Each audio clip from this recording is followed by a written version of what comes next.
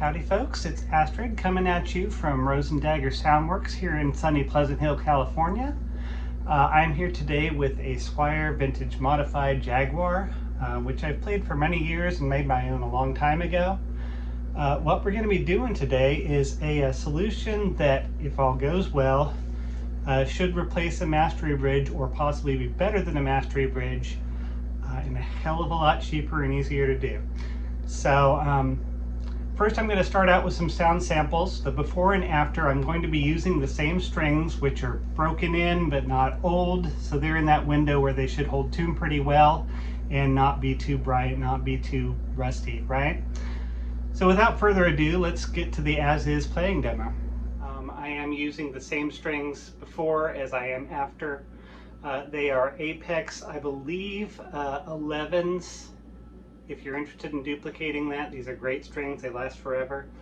In any case, let's get started torture testing this tremolo.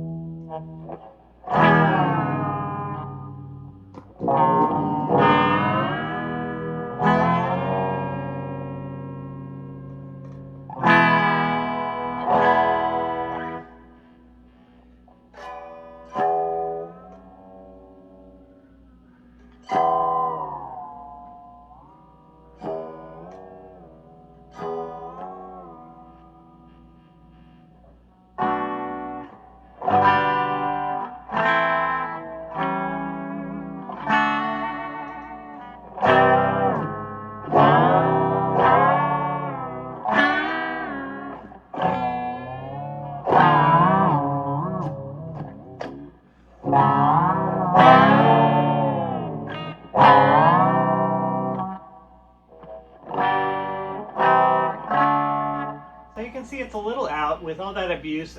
Actually, the existing setup is darn good as tremolos go. This is a well-designed system and it stood the test of time.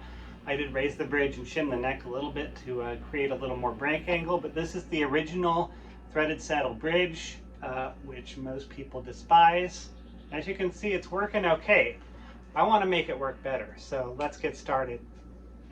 Okay, so we've got her up on the workbench here. First thing that I am going to do is I'm actually going to tape these strings off at the headstock so that they don't get too tangled with each other. And I'm actually, for the purpose of what I'm doing, I'm going to tape them back behind the bridge here also. Okay, so that's done. Let's start taking the strings off. I love these slotted tuners on these. They are great. Really far superior to anything else that I've tried, including locking tuners, because they keep the pokey bits down inside of the tuner where they won't hurt anybody. They also look very neat when they're done winding.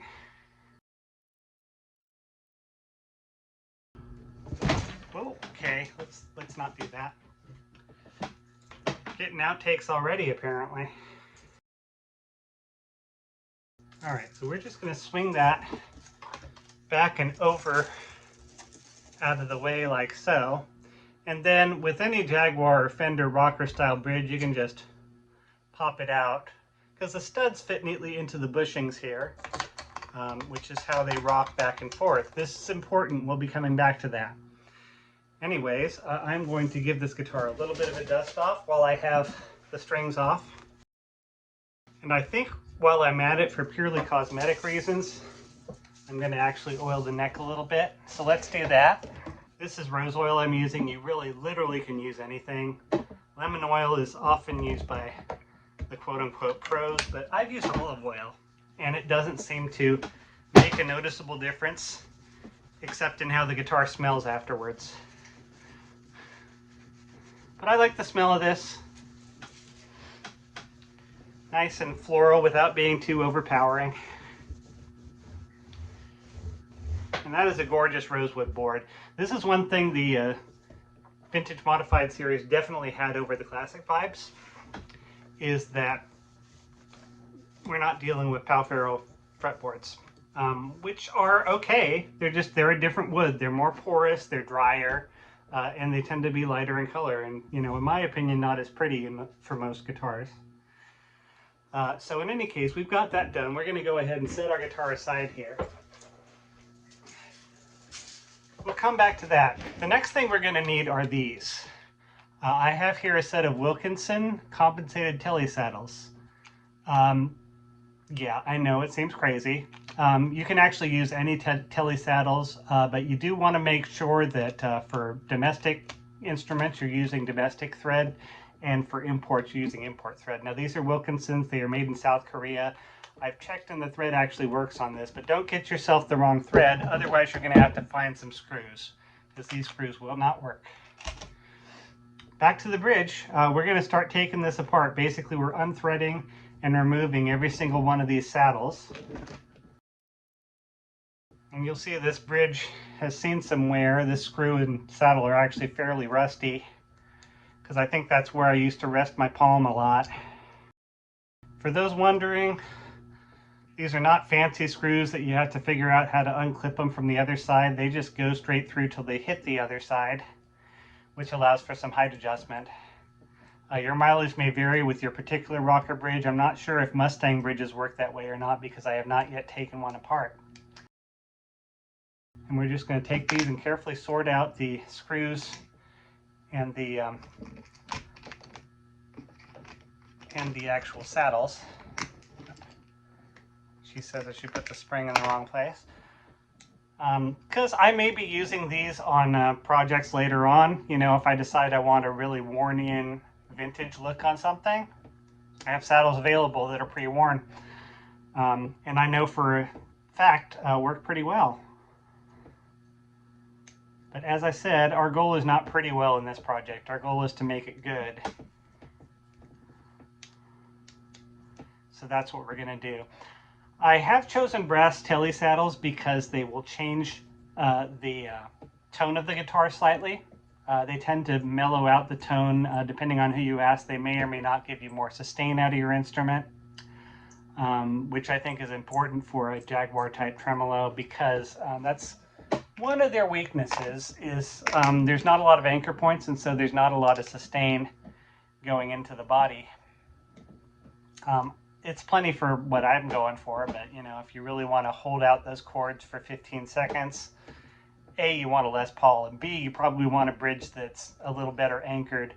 I love the wraparound bridges for that. My PRS has one of those. Lovely instrument. Obviously you can't trem with it, but for what it is, really great at getting sustain into the body through those two big old screws.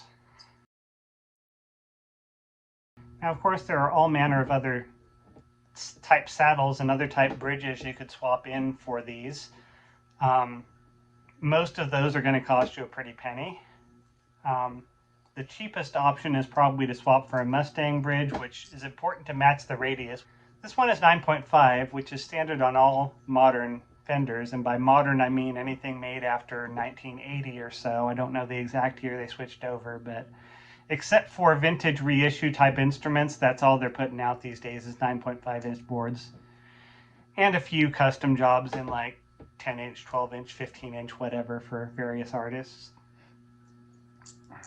Of course, I imagine if you win the lottery and order a custom shop, you can get any damn radius you want on it. You could get a concave neck maybe. Minus 7.5 inch radius, that'd be interesting. All right, here's the last of these saddles coming out. One nice thing about fender design in general is it is designed to be worked on. It comes apart easily, it goes together easily. I mean, that was the whole idea with the bolt-on neck. And these bridges, as you can see, disassemble in a matter of minutes. Now, I'm not going to mess with the studs because the studs are where I like them. But if I wanted to, I could take those out, completely change them if I wanted to put brass in there or whatever, but I'm not going to do that today. So again, we're going to just clean this off a little bit. I'm not using any chemicals, just giving it a little scrub to get the worst of the dust off.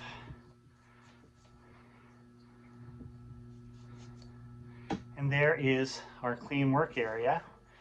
Now, first thing we're going to do is measure out 3 new holes for these double saddles. And it's important that we're using double saddles because you'll see why. So I'm just going to take this colored pencil and mark out the middle between these holes. Hopefully that doesn't work very well. I have an awl or something of that variety. You know what, I bet a marker would be better for this. You can kind of see the spot, but I want to really see the spot. So I'm going to do one of these guys. Like that. I'm going to repeat that 2 more times. You don't need to go between 2 and 3 and 4 and 5 because there are no holes needed there. This is a 3 saddle bridge. So we're going to have obviously a total of 3 holes between the first 2, the middle 2, and then the final 2. And I'm trying to get these holes as high as I can and still maintain structural integrity here. Because the higher up these holes are, the higher you can get the bridge without the screws getting in the way. Which even with screws these short, they can. So we are next going to find a drill bit that's the same size as these holes here. I'm going to take an educated guess here and say we're going with,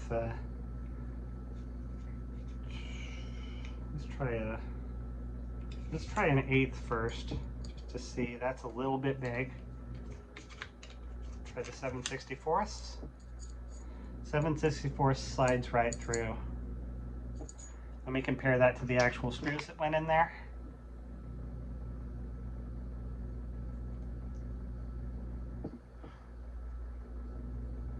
Yeah, that should work just fine.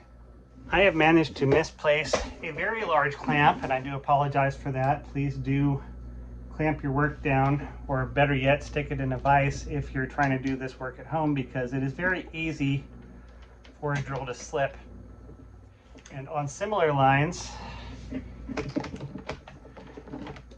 you are going to want some form of eye protection so that, you know, metal shavings don't kick up into your eyes. That is a bad thing. I had a plastic shaving in my eye once, and it was not fun. I had to have my mom drive me to urgent care, and I had to put ointment on my eye for months afterwards because it would just flare up. So don't get stuff in your eyes, kids. So I'm going to start off as slow as I can here.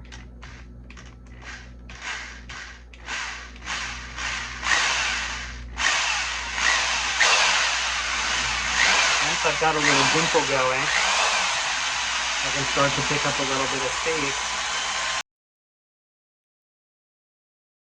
All right.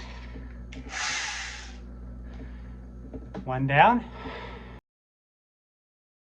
You know what I did forget to do? Let me check these screws for fit.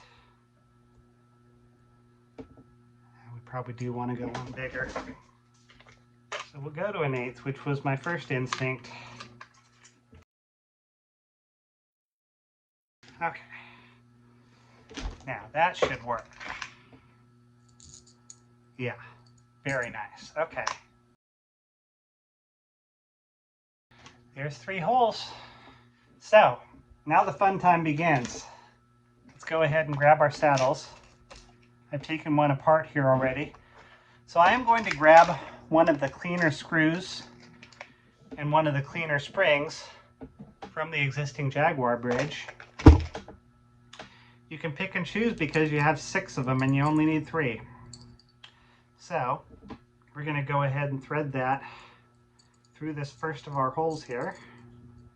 They're definitely a little bulkier than the existing threaded screws, or threaded rod rather. So I'm going to back this up to about where I expect it to be, and we'll see how close I got. We may need to intonate a little bit later on, but you can see we've got our one hole we've put the saddle through, and then we've got 2 holes clear. And what we're going to do on this is we're actually going to put the strings through those holes. The theory is that we're using the strength of the Jaguar bridge, which is that it moves with the strings, and we're making it stronger. Because the drawback of the Jaguar style bridge is that it slips.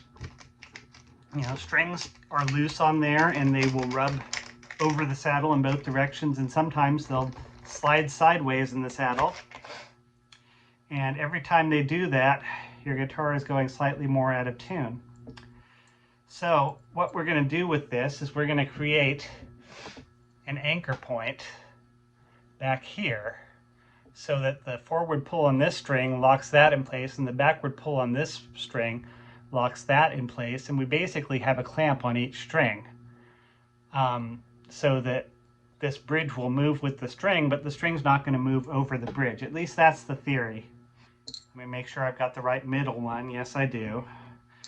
The reason I think this is better than buzz stop and other systems like that is that the pivot point is attached to the bridge and it moves with the bridge, rather than relying on some kind of roller system that will create more friction and another point where the string can slide and bind in the wrong position, causing your guitar to go out of tune.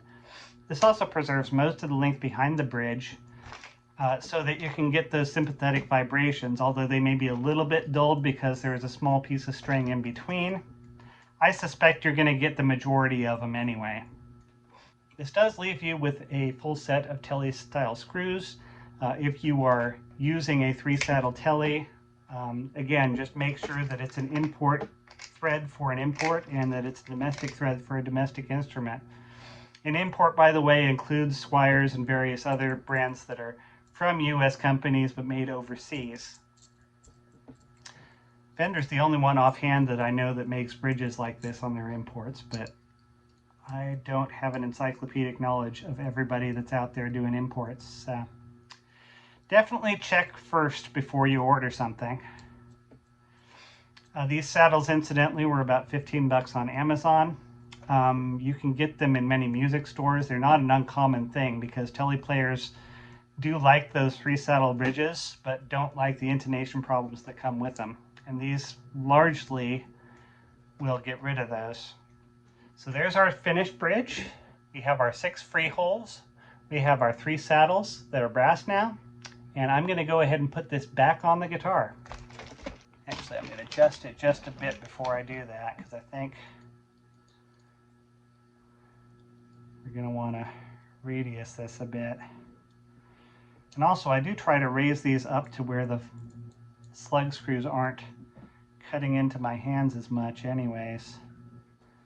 So we'll try to get that one just about flush in the middle. Flush in the middle with you. All right, got a bit of a radius going there, which is probably not going to be perfect, but probably close enough to where I can fine tune once it's on the guitar. So now we're just going to strike that, reverse it as far as putting it back on the guitar. Already got this thing a little dirty, look at that.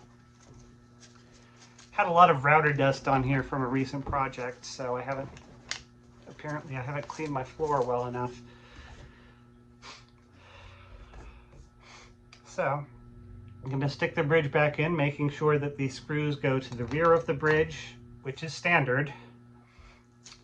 Now, the only special thing that I'm going to do with these strings, and this is probably important. This is the first time I've attempted this, so I really don't know for sure. What I'm going to do is, starting from the back of the string, okay, so I'm going to thread this through that hole and over the bridge. I'm going to start with the bridge in the far rear position, because my theory is that what will happen as these strings get tightened is that that bridge will move forward into a more neutral position. But we'll see. So I'm just going to put this on here enough to where it's holding tension and not getting messy. So what I'm going to do when I put strings on, and this is common practice for me, is I'm using my thumb and my index finger, again, to indent that string and to maintain backwards pressure on it so that it's put on under tension. I find this really helps to simplify most of the restringing process and eliminate any tuning mishaps that might happen from it. It's not perfect. I'm probably going to have to tune this a couple times once it's up to pitch, but it will be close enough, especially with these older strings on there. This is much more important when you're putting new strings on. You'll see a lot of guitarists after the fact stretching that string, but I find this kind of eliminates that step, and it's not that hard to do while you are actually winding the strings. I'm going to clean off this headstock just a little bit. All right, so we're going to then remove this string from the tape on that side, and we're going to start on the bass side. Well, first we're going to make sure this bridge is in the far back position again, because it will move forward some. I'm not sure how far it will move forward, but hopefully it will about center itself. And what I like to do next is I like to put the very opposite E string on next to maintain an even tension, and also to keep both sides of the bridge in place while the other strings are being strung. For the strings without string guides, I like to start with my index finger right near that tuning peg so that I can guide the string underneath the first winding. And then once it's underneath there, I can let off pressure there and move to behind the nut for the rest of my cranking. And again, my bridge has moved forward, so I'm just going to loosen this a little and pull it back. Actually, with this style of setup, I'm probably going to just maintain that backwards pressure on the bridge while I string the other strings.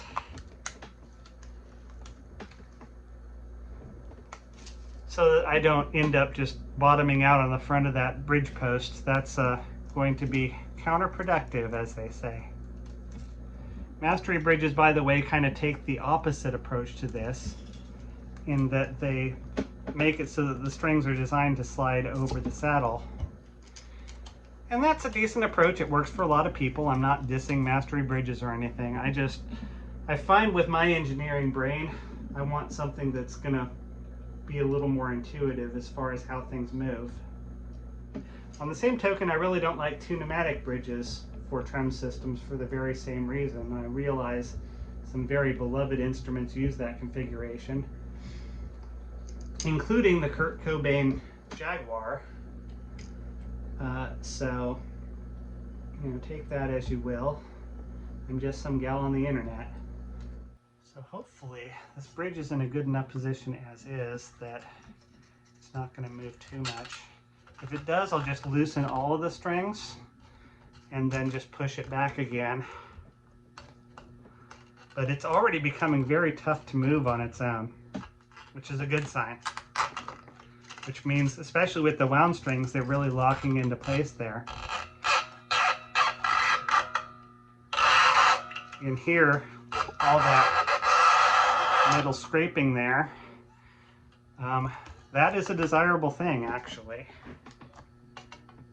So I'm going to, again, start pulling these tenths behind the bridge before I wind them.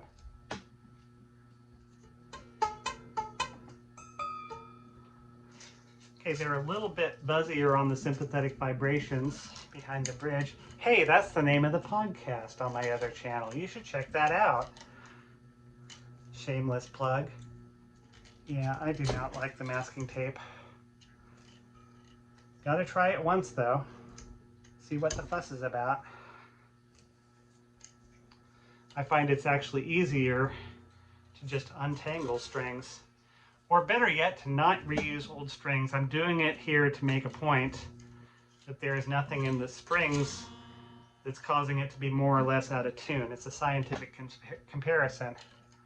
Because of course, new strings will definitely be brighter, and they also will tend to go out of tune a lot more often because things haven't really settled in yet.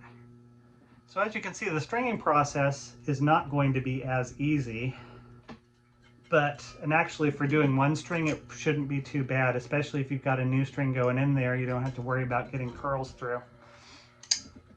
But getting these old strings through there is a bit of a process. So bear that in mind. If you're a person that likes to take your strings off and put them back on again, this may not be the mod for you. Nowhere close to in tune, but just checking the action on this.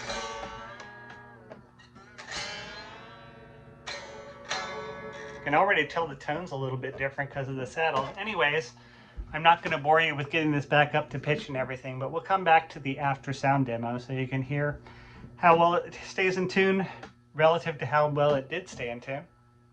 I'll see you soon at the couch.